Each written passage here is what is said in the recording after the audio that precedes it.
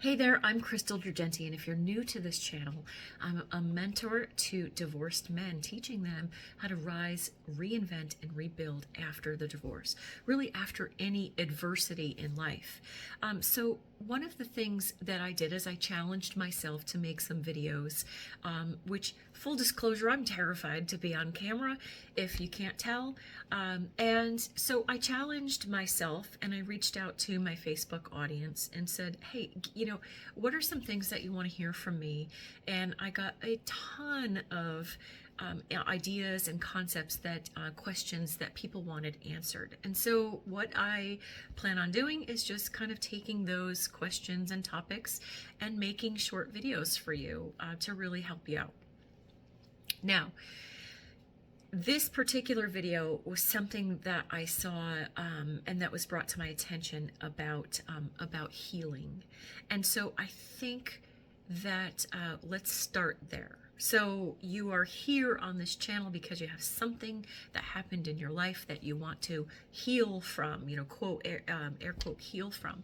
And I think that there's some stigma, like some bad vibes around that word healing, unfortunately, because I think that what we want to hear is more resilient. How do I be more resilient? How do I have unpleasant things happen to me in my life? How do I deal with unpleasant people in my life? And how am I okay after that? How do I deal with that? And so the way that I teach is through self-exploration and learning about yourself on an emotional level. But one of the things, and I quote, this is what I saw was, there's no timeline to healing.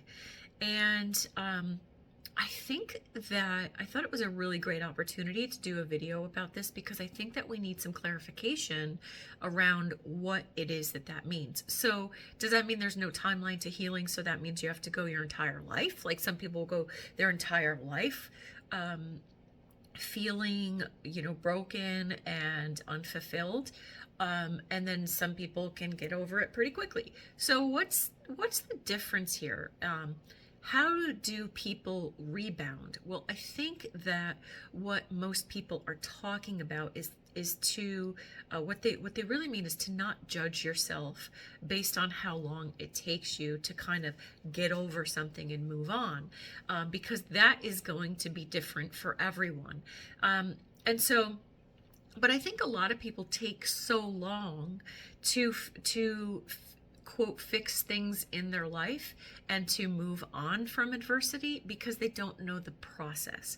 We do a really horrible job in society in teaching emotional regulation, in teaching vulnerability, in teaching patching our emotions and how to move on from adversity.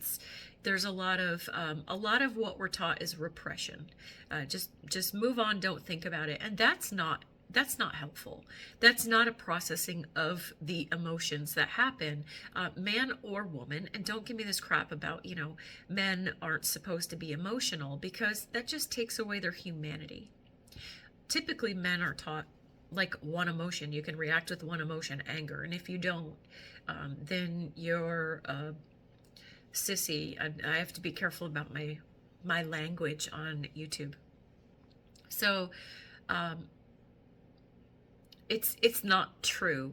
It's men, women, we're both human beings, and we are emotional beings. And so to strip a man or a woman of their humanity, of those emotions, is really, in my opinion, toxic. And we need to we need to talk about that in society. So that said, this process that I'm talking about, what do people not understand about a process of healing or process of resiliency? And so the first thing, it's a 3-step process. The first thing is making a decision. So things happened, and you have to get to a point where you make a decision that you're going to change. You're going to make a change in your life, or you're going to change yourself. That decision has different timelines for everyone, and that's what we say, like, time heals all wounds. It doesn't. It doesn't. If time healed all wounds, then there would be a specific time that everyone would heal after an event happened. And it doesn't happen that way. So what does heal is decisions. This is a decision that if you find an ounce, just an ounce of self-worth, that I deserve to feel better and I deserve to fix this and move on from this, then that's a decision. And committing to that decision is going to kind of lead the way. So it's okay if you haven't made that decision. A divorce happened, something really terrible happened in your life, and now you're upset about it, you're having this horrible life, and it's up to you to decide when that ends.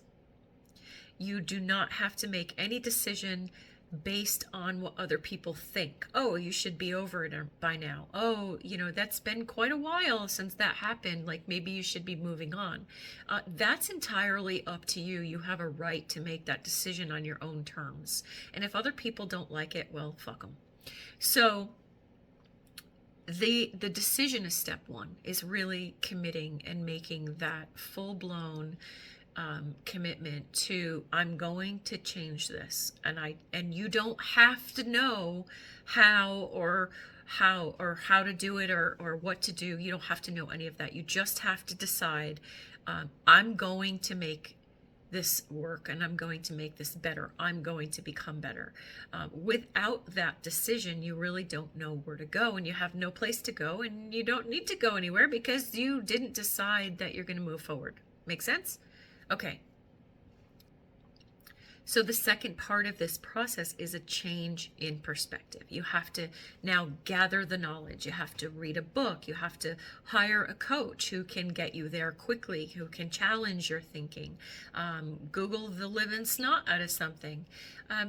You have to learn a different perspective, because your current perspective, it's what's causing a problem. There's a cause and effect in your thinking. You're thinking a certain way, you're believing a certain way, and it's causing an effect. And when you change that perspective, when you learn how to think about things differently, you can make different choices in your life, and you could start to feel better about yourself and about your situation. So the third thing is to practice that shift. And that is where I think that a lot of people fall off. A lot of people never make the decision, right? They never get to even step one. They just spend their life miserable and not making a decision to feel better for any number of reasons. Maybe they were taught that they weren't worthy of living this fantastic life without struggle. That's just one example. So a lot of people don't get to that decision. If they do get to the decision, then they have to start shifting their perspective. And there's some reasons why people would not shift their perspective on things.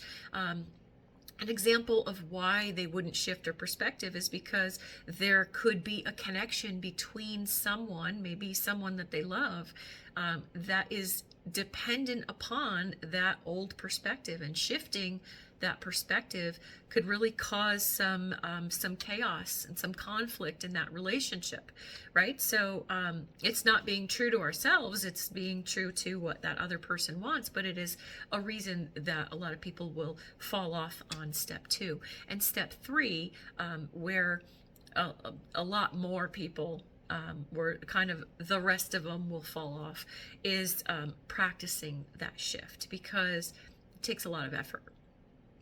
It's a lot of like immersing yourself in this new way of thinking, in this healing process.